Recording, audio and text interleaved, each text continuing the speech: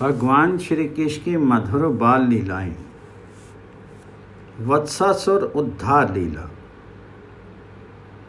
सुखदेव जी कहते हैं कि एक नई लीला आरंभ हो रही है। अब उद्धार का काम शुरू हो गया। जब रोज रोज नई नई लीलाएं होने लगी, कंस के जो तमाम गुप्तचर थे वे इधर उधर सब घूमा करते थे। ब्रज में गुप्तचरों की भरमार रहती। सादे वेश में और गोपों के वेश में जहाँ तहाँ पर गुप्तचर लोग फैल रहे थे। वे इतना लगाते कि कहाँ क्या हो रहा है वह सब खबर देते रहते कंस को कि आज कहाँ क्या हुआ। गुप्तचर आगे और वे गोप बालक पहचान नहीं पाए। उनको नए नए देख करके बोले, पहचान पाते कैसे? योग माया ने तो सारा काम किया। योग माया ही उस गोप बालकों को मोहित किए रहती कि वे पहचान नहीं सके, नहीं तो फिर अगली लीला कैसे होगी। ये जा कर के कंस से कहे और कंस किसी को भेजे तथा उद्धार की क्रिया हो, इस प्रकार से गुप्तचरों का पता नहीं लगा। यह मधुमंगल जो रहा ना, ये बड़ा देव शक्ति से संपन्न था। इसको देख जाती थी आगे पीछे की बात। कभी आकाश की ओर देखता तो देवता इनको फूल बरसाते हुए देखते, हंसते हुए दिखते तो वह दिन भर की बात सुनाता रहता अपने साथियों को कि आज भैया हमने ये देखा, वे देखा, और उसकी बात प्राय सच्ची हो जाती। तो अन्य बालक समझ तो नहीं पाते कि ये बालक क्या कह रहा है, पर सुनते बड़ी उत्सुकता से, क्योंकि कन्हैया की बात रहती। कन्हैया की बात तो चाहे समझ में आए ना आए, सुननी है। ये श्रवण उत्सुकता जो है ये बड़े काम की चीज़ है। भगवान की लीला कथा श्रवण में जो अभिरुचि है ये बड़ा सौभाग्य है। समझ में ना आवे तब भी ये सुनने की जो उत्सुकता है ये बड़े सौभाग्य का सिद्ध है, चिन्ह है। उसने सुन लिया जो ऊपर सुर बालाएं गा रही थी। कमला नायक बैकुंठ दायक, दुख सुख जिनके हाथ, काध कमरिया हाथ लकटिया, बिहरत बछरनी साथ। मधुमंगल ने कहा कि भैया आज मैंने ऐसी बात सुनी कि ये जो हमारा कन्हैया है कांधे पर कमरिया डाले और लकोटिया लिए, ये तो वह कहती है कमला नायक है। हम तो समझे नहीं कि ये कमला नायक क्या होता है और बैकुंठ दायक क्या होता है, ये तुम समझे क्या? बच्चों ने कहा कि हम तो समझे नहीं, पर तुम सुनाए जाओ, बात अच्छी लगती है। इस प्रकार से बातचीत करते हुए आते। गुप्तचरों ने आकर के कहा कंस से कि उनका खेल तो बढ़ता जा रहा है, आजकल तो वह बछड़े चराने जाता है। कंस बोला, अकेला जाता है? नंदवंद कोई नहीं जाते? कहा, कोई नहीं जाते। कंस बोला कि भाई उसको ज्यादा प्रेम किस बात से है, बताओ। तो उन्होंने बताया कि देखते हैं कि उसका ज्यादा प्रेम बछड़ों से है। वह कभी कभी हाथ से नरम नरम घास छील करके खुद खिलाता है, कभी अंग सहलाता है, कभी उनकी पूंछ पकड़ करके धूल झाड़ता है और स्वयं खाना भूल जाता है। जब कोई गोवत्स बोलता है तब दौड़ा जाता है पीछे पीछे। उसका तो सारा का सारा प्रेम आजकल बछड़ों पर है। ये सब अनुसंधान और संधान करने की बातें हैं ना राजनीति में कि कहाँ क्या छिद्र है, पोल है, वहीं पर जाकर के आक्रमण करना है।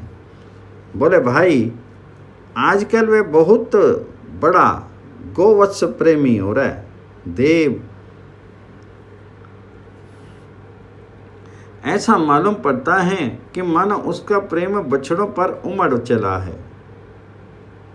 ये जानना ही था कि अच्छा जाओ तुम अब अपना काम करो। गुप्तचरों को भेज दिया वापस और दूसरे ही क्षण सभासदों से बोला कि अच्छा एक काम करो, वह जो बछड़ा बना हुआ रहता है असुर वत्सासुर, उसको बुलाओ, क्योंकि वह काम उसी से लेना है, उसी के उपयुक्त वह ये कार्य है। अब कंस के मन में जरा उत्साह आ गया कि अब काम बन जाएगा, क्योंकि वहाँ सहायक वहायक तो है नहीं, ये बछड़ा बन करके जाएगा, वहाँ बछड़े हैं ही, तो इससे काम हो जाएगा। उसको बुलाया। कंस के मन में बड़ा उल्लास है। जब वह आया तो कंस ने खुशामद करने के भाव से उसकी बड़ी तारीफ की। बोला, अरे तुम्हारे सामने बहादुर कौन है? तुम तो बस मेरे भाई हो, दूसरे थोड़े हो। तुम्हारे बल का तो कोई ठिकाना है नहीं। और तुम भैया अब नंद ब्रज में जाओ और जाकर के वहाँ पर एक काम करना है। वहाँ जो एक सांवला सांवला सा है, तुमने तो नाम सुना ही होगा, जिसने पूतना को मार दिया। वह बच्चों का खेल खेलता है। तुम उसके पास चले जाना और अपने इसी रूप में जाना और मौका पाते ही लात से मार देना। बस ये काम कर देना। ये बात क्या थी? ये वत्स कौन था? ये वत्सासुर कौन सा था? इसके पूरे जीवन का इतिहास है कि मूर दैत्य का पुत्र था। एक मूर दैत्य हुए हैं, उसका पुत्र था। इसका नाम परवीर था और इसने सारे जगत पर विजय प्राप्त कर ली थी। प्राचीन काल की बात है। एक दिन ये घूमते घूमते वशिष्ठ जी के आश्रम की तरफ जा निकला। वहाँ देखा नंदिनी गाय को। नंदिनी का इतिहास बहुत बड़ा है। ना जाने इस नंदिनी ने क्या क्या किया। नंदिनी को देख करके इसके मन में लोभ आ गया। उसने क्या किया कि ब्राह्मण बन गया। ब्राह्मण बन करके जा करके वशिष्ठ जी से कहा कि महाराज आप तो बड़े उदार हैं ही, और मैं ब्राह्मण हूँ, मेरे घर में गाय नहीं है, तो ये नंदिनी आप मुझे दे दीजिए। अब महर्षि वशिष्ठ सब जान गए, पर वे इतने शीलवान थे कि वे किसी का जी कभी दुखाते नहीं थे। वे बोले नहीं, समझ तो गए कि है बड़ा कपटी, ये दंभी, पर इसको क्या जवाब दें। नंदिनी इस चीज को जान गई। वह भी ऋषि के पास रह करके देवत्व संपन्न हो गई थी। वह नहीं सह सकी धोखेबाजी को, उसने शाप दे दिया। दुष्ट दुर्बुद्धि, तू ब्राह्मण का वेश बना करके मुनि को गायों को हरने आया है। मैं जानती हूँ तू मूर्ख का पुत्र है और दैत्य है। बस जा, तू बछड़ा ही बन करके रह। वह बछड़ा तो हो गया, अब दुखी हो गया। महर्षि के हाथ पांव जोड़े, परिक्रमा की, गैया मैया के चरण धूल ली, कहा अब कैसे भी हो मैया मेरा उद्धार करो, मैं तो मारा गया। किसी ने हमसे पूछा कि ब्राह्मण नाराज हो गए तो कैसे करें। हमने कहा कि ब्राह्मणों की नाराजगी मिटाने के लिए कुछ चाहिए क्या? जरा हाथ जोड़ लो और मीठा बोल दो, ब्राह्मण को राजी कर लो। ब्राह्मणों में क्या है, उनके मन में छल कपट है नहीं। महर्षि वशिष्ठ और नंदिनी दोनों द्रवित हो गए, पिघल गए। उसने जरा सा हाथ जोड़ा। ऋषि बोले, अच्छा भाई जाओ, द्वापर के अंत में वृंदावन में तुम गोवत्सों में जाकर के मिल जाओ। जब तुम मिल जाओगे और वहां नंद नंदन के हाथों से तुम्हारी केवल बछड़े के शीर से ही नहीं, भाव सागर से भी मुक्ति हो जाएगी। तुम भाव बंधन से छूट जाओगे और भगवान जी के मंगल में धाम में पहुंचोगे। अब तक इस बेचारे को प्रतीक्षा लगी थी, बहुत वर्ष बीत गए। आज जब ये बात कंस ने कही, इसको भी वह बात याद आ गई कि आहा, आज तो वह दिन आने वाला है इधर कंस ने कहा कि देखो, सावधान रहना, भूल मत जाना, हमने उस लड़के की एक बात और सुनी है। बोला, क्या सुनी है? कंस ने कहा कि उसमें कुछ जादू है, जो उसको देखता है वह मोहित हो जाता है। बोला, हमारे पास के कई व्यक्ति घूम करके लौट आए वापस और बोले, कंस राजा, हम उसको नहीं मार सकते। जब उसकी ओर देखते हैं तो हमारे मन में स्नेह पैदा हो जाता है, इसलिए उसको मार नहीं सकते। वे लौट आते हैं, तुम कहीं स्नेह मत पैदा कर लेना अपने मन के अंदर। असुर स्वभाव को कहीं छोड़ दोगे तो काम नहीं बनेगा। तो उसने कहा कि ऐसा असुर थोड़े हूँ। उसका असुर भाव जागृत हो गया। बोला, नहीं छोड़ूंगा। अब उसने सोचा कि कंस की आज्ञा तो है ही, पर अपने भी इसमें लाभ है। बछड़े के रूप में रहेंगे तो कोई पहचान सकेगा नहीं और दोनों काम हो जाएंगे। कोई पहचानेगा नहीं तो मारेगा क्यों? अपने दोनों काम करें कि उसको तो मार दें और खुद मरे नहीं। ये जो सोचता है कि दूसरों को मार दे और हम नहीं मरें, वह तो वहीं पर मर गया। उसके मरने का उपक्रम हो गया। जो चाहता है कि दूसरों को दुख दे, हम सुखी रहें, उसका दुख आरंभ हो गया। तो उसने सोचा कि हम मार दें और मरे नहीं, बछड़े बन जाएंगे तो बस फिर कोई मारेगा वारेगा नहीं, सीधा सा काम है। ये बछड़ा तो था ही। उसने बड़ा सुंदर सा रूप धारण कर लिया और धीरे धीरे जाकर के वह बछड़ों में शामिल हो गया। किसी ने जाना ही नहीं कि वह आया है। असुर ने सोचा कि ये सब बछड़ों को हाथ फेरता हुआ, पुचकारता हुआ और कोमल कोमल घास मुंह में देता हुआ आ रहा है। ये सब की रोज सेवा करते, हर एक बछड़े को पुचकारते। ये नहीं कि हम इतने बड़े हैं और इन नन्हे नन्हे पशुओं की हम क्या परवाह करें। ये सब सेवक लोग कर लेंगे, ये बात नहीं है। इनको तो भक्तों की सेवा अपने हाथों करनी है, चाहे वह बछड़े बने हों, पशु बालक हों। ये हर एक को नरम नरम घास खिलाते हुए और हाथ फेरते हुए चले आ रहे थे। तो उन्होंने देखा कि अब मेरे पास भी आने वाला है। वह प्रतीक्षा कर रहा था कि जब मेरे पास हाथ फेरने लगेगा तब मैं चट से लात मार दूंगा और मेरी लात उसी की खत्म हो जाएगा। ये धीरे धीरे आए तो उसने क्या किया कि अपना गला लंबा कर लिया। गला लंबा कर दिया। गायों के बछड़ों के गले पर जब हाथ फेरते हैं तो वह अपना गला लंबा तान देते हैं, फैला देते हैं। उसने अपने गर्दन फैला दी। ये धीरे धीरे हाथ से उसको सहलाने लगे। इससे छिपा नहीं, पर फिर भी ऐसे ही बन गए।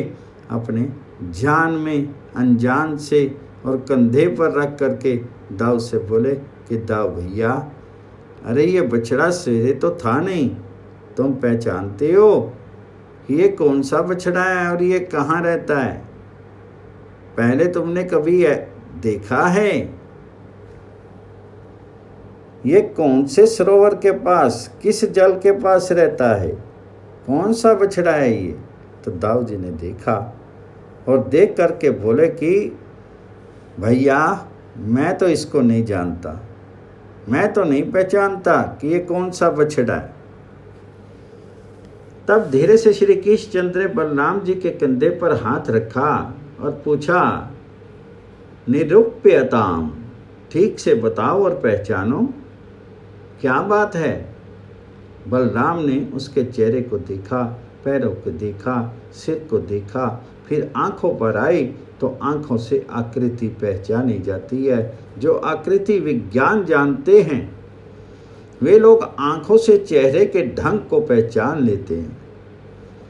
बलराम जी ने जब आँखों में दृष्टि डाल करके देखा तो बोले, अरे कन्हैया, ये तो कोई बड़ा भीषण प्रकृति का जंतु मालूम पड़ता है। भगवान श्री कृष्ण अब भैया के सामने बात प्रकट करने लगे। श्री कृष्ण बोले, भैया, पूर्वज पूर्व देवोयम। दाऊ भैया, ये तो राक्षस हैं। दाऊ जी ने पहचान लिया कि हाँ, ये तो राक्षस हैं। खाली बछड़े का रूप धारण किया, मालूम होता है राक्षस ही हैं। बिल्कुल ठीक। देखो ना, इसकी आंखों में कितनी क्रूर दृष्टि है। हम लोगों को देख रहा है, बछड़ों को देख रहा है, इसके आंखों में क्रूरता भरी है। बस अब उनके मन में आया कि इसका उद्धार करना है। बड़े भाई पास खड़े हैं ना, ये नंद बाबा के घर का शील। बोले, यदि अगर भैया तुम आज्ञा दो तो मैं अभी इसको मौत के मुंह में पहुंचा दूं। दाऊ जी को जरा डर लगा, अरे राक्षस है और कन्हैया बच्चा है। अब फिर वात्सल्य भाव जाग गया। झिझक तो हुई, पर फिर ये सोचा कि अरे ये कौन है, किसको बच्चा कहते हैं हम। सावधान कर दिया भगवान जी की योग शक्ति ने। तब उठे, देख भैया, ये दैत्य आया है बड़ा छल करके, तो भी छल करते करते इसके पास जा, और इसको पता लगे नहीं तो किसी दूसरी ओर देखता रहे, नहीं तो भाग जाए कहीं। आंख रहे दूसरे बछड़े की तरफ और इसके पास जा। इस प्रकार जा और जाकर मार दे। बोले ठीक। भगवान पास थे ही वह बछड़ों के समूह में खड़ा था, बलराम जी को दिखा दिया और बोले, अब करता हूं मैं सरथा मुगट से बने हुए। और इतने में उसने देखा कि वह आ गया, बच्चा पास आ गया, तो वह भी सावधान हो गया। उसने पीछे की लात चलाई। ये सावधान तो थे ही, इसलिए उनकी लात लगी नहीं। और इन्होंने क्या किया कि उन्हीं टांगों को पकड़ लिया पीछे से और पकड़ करके घुमाया। घुमाते ही उसके प्राण निकल गए। चक्राकार घुमाया तो उसके सारे चक्कर छूट गए। भगवान जी के हाथ का चक्कर लग गया तो भव सागर के सारे चक्कर छूट गए। फिर उसको फेंक दिया कैथों के पेड़ों पर, तो कई पेड़ टूट गए। इतना वह विशाल था, इतना माहकाई था, और उसका वह लंबी चौड़ी देह पड़ने से बहुत से वृक्ष टूट गए और वह स्वयं नीचे गिर पड़ा। अब गोपों के बच्चों को तो ये पता ही नहीं कि क्या हो गया। वे तो देखते कि ये कोई बछड़ा खेल रहा है, कोई बछड़ा था, उनको तो पता था नहीं। सब शिशु जुरी के, सकल बटोरी के, अति भय भरी के, लाहत हहरी के। ये जब गिरा और बड़े जोर की आवाज हुई तो ये सारे बच्चे डर गए। साथ ही साथ सब बोले, ये क्या हो गया, ये क्या हो गया, कहीं कन्हैया को लग तो नहीं गई। यही सोच करके सब भागे और जब पास आ गए तो देखा कन्हैया हंस रहा है। तब तो सब के सब लगे ताली पीटने, उनका भय जाता रहा। तम वीक्षम विस्मिता बाला शिशंशु साधु साधीवती। अब देखा कि वत्सासुर का वह भयानक शरीर पड़ा हुआ है। बोले, कन्हैया, शाबाश शाबाश, बड़ा बहादुर है। देखना तूने कितना बड़ा काम कर दिया। ये राक्षस था क्या? कौन था? तूने कब मारा? हमें तो पता ही नहीं। तू बछड़ों से खेल रहा था, कब राक्षस आया? कब तूने मारा? क्या किया? कुछ पता ही नहीं। ये अपना हंसे ही हंसे। बच्चे बोले, नंद बाबा कहा करता है कि नारायण नारायण कोई है, कोई भगवान मालूम होता है। उस नारायण ने बचा लिया। ये राक्षस था तो बड़ा बहादुर है। साधु साधु करने लगे सब। देवताओं ने देखा कि एक बड़ा भारी हम लोगों के लिए विघ्न था, वह दूर हो गया। देवता लोग अंतरिक्ष से, आकाश से पुष्पों की वर्षा करने लगे। सुर हर्षे नव फूलन बरसे। वहां गो बालकों को तो नहीं दिखा, परंतु देवताओं को दिखाई दिया। देवताओं ने देखा कि उस दैत्य के शरीर से एक प्रकाश में ज्योति निकली और वह श्री कृष्ण के अंदर समा गई। जो गति नहीं मिलती योगिंद्रों को, मुनिंद्रों को, वह दुर्लभ गति वत्सासुर को मिली। मुक्ति मिल जाती है पर भगवान जी का दिव्य धाम नहीं मिलता।